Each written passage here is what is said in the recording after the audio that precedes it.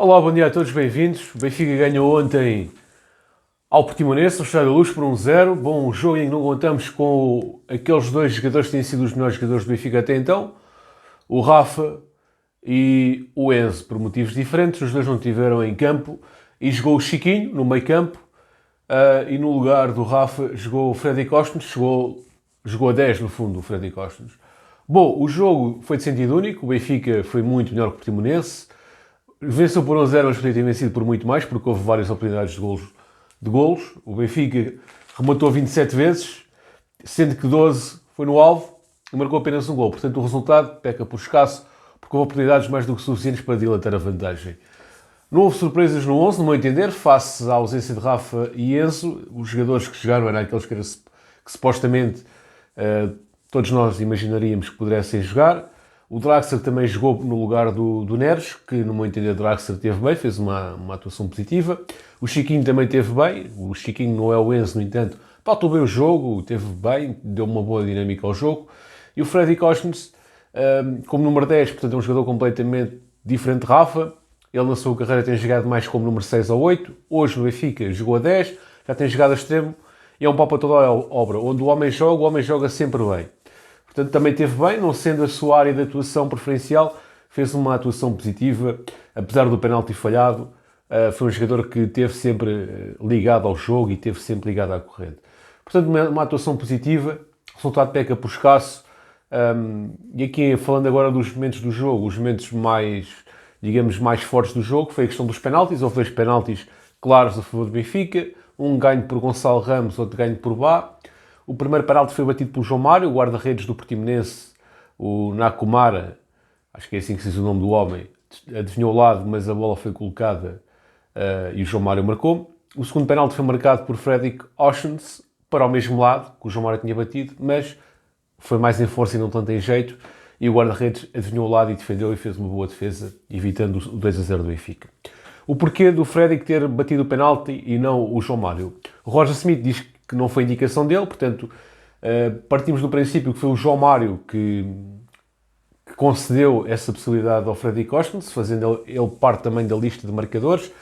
A lista de marcadores de penaltis para aquele jogo era João Mário, Ostens e Chiquinho. Portanto, e o segundo batedor era o Ostens e o João Mário, penso eu, para dar um pouco de moral ao Freddy Costas, possa-lhe ter concedido essa... ou por não ter assim muita confiança, não sei exatamente qual é o motivo, poderá ter sido falta de confiança, ou poderá ter sido para dar força ao colega, ao Fredrik Costas, para impor-se no Benfica de uma vez por todas como titular. O que é facto é que o Fredrik falhou o penalti, mas a sua atuação foi positiva em termos gerais. O Draxler já falei, também foi um jogador que entrou, protagonizou alguns momentos de classe, a maior parte deles foi na primeira parte, acabou por sair, foi um dos primeiros a sair, mas teve uma atuação positiva. O Chiquinho também teve bem. Em relação ao Gonçalo Ramos, ele combinou bem com os seus colegas de setor, no entanto falhou na finalização. Ele fez 8 remates, não marcou um único golo e, portanto, carece aqui de facto do Gonçalo Ramos a voltar a afinar a pontaria. Em relação aos jogadores que entraram, entrou o João Neves, já a 15 minutos do fim, mas foi o suficiente para mostrar trabalho e quase que marcava numa jogada perto do fim do jogo. O Musa também entrou, David Neres e Henrique Araújo. Henrique Araújo teve um excelente pormenor quando lançou Neres em velocidade e, portanto, das substituições a que resultou melhor foi João Neves e Henrique Araújo, que entrou já mesmo no final do jogo.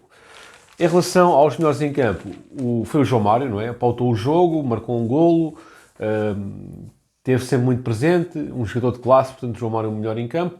O António Silva também esteve bem. E, portanto, acho que destacaria estes dois, essencialmente. E o Bá também, quer dizer, o Bá também teve sempre muita dinâmica pelo lado direito. Portanto, um jogo que o Benfica bem conseguido, mas que falhou na finalização. Em relação a curiosidades do jogo, portanto, o Benfica fez 27 remates, como eu já vos disse. Os algarvios nunca tinham sofrido tantos remates num só jogo, esta época. O Benfica está invencível no Estádio da Luz, portanto, 8 jogos, 8 vitórias no Estádio da Luz. E o guarda-redes Nakumara defendeu o seu primeiro penalti esta época pelo Portimonense. O próximo jogo será contra o Sporting, segundo a conferência de imprensa de Roger Smith, Caso o Enzo ponha a cabeça no lugar e, vá e treine, não é, com os colegas, que acredito que sim, será uma das opções, porque o Roger Smith disse, e passa a citar, em relação ao Enzo, precisamos dele para ser campeões, portanto acredito que o técnico benfiquista esteja a contar com o Enzo já para o próximo jogo contra o Sporting. Bom, em relação ao jogo não tinha assim muito mais a dizer. Foi um bom jogo, infelizmente não houve tantos golos, não houve casos de arbitragem e foi uma vitória justa do Benfica, embora por números baixos. Portanto, o Benfica merecia ter marcado mais golos.